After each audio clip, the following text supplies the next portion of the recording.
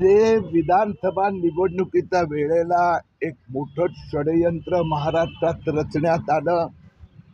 2 लाखहून अधिक बांगलादेशींनी त्यांचा भारतात जन्म झाला आहे अशा प्रकारचे शपथपत्र घेऊन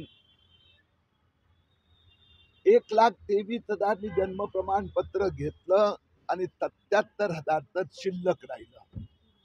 ही मोहीम मी गेले 2 महिने करतोय. आता लातूरमध्ये आज मी अशी प्रकरणं त्यांना दाखवली आहे की यांनी इथे त्यांचा जन्म झाला याचं कुठलंही डॉक्युमेंटरी एव्हिडन्स दिलेलं नाही, म्हणून त्यांच्यावर गुन्हा दाखल करावा. जिल्हाधिकारी तहसीलदार सोबत आज सकाळी तासभर मीटिंग झाली.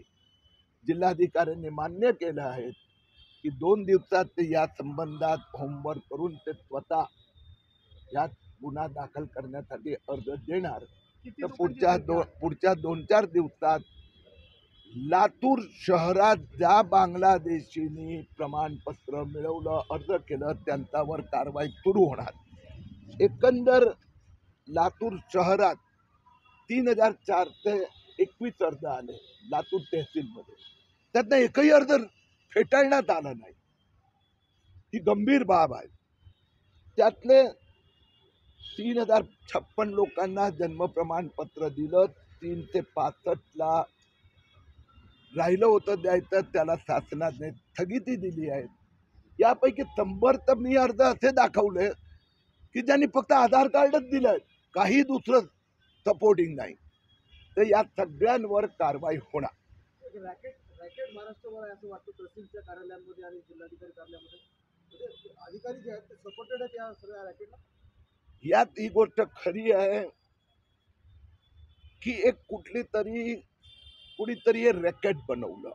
हे अधिकार आधी मॅजिस्ट्रेट न्यायालयाला होते, ते तहसीलदारला 2024 मध्ये ट्रान्सफर करण्यात आले. तर जुलै ते डिसेंबर या काळात महाराष्ट्रात, विशेष करून मराठवाडा आणि विदर्भात 52 शहरात 1,000हून अधिक अर्ज आले. कुठे 1,000, कुठे 2,000, कुठे 5,000. जसं सिल्लोडचं मी 2 दिवसापूर्वी आता तिथेही गुन्हा दाखल होतोय. ते हे रॅकेट बनवण्यात आलं होतं. परंतु मुख्यमंत्री पदाची शपथ घेतल्याबरोबर देवेंद्र फडणवीस यांनी मालेगावला SIT केली, अमरावतीला SIT केली आणि त्याच्यामुळे आता कारवाई सुरू झाली आहे. अधिकाऱ्यांवर कारवाई होणार आहे.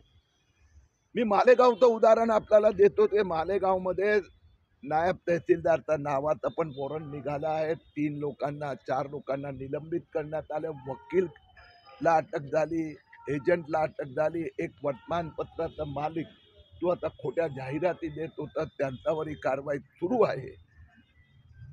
माझं लक्ष हे बांगलादेशी आहे.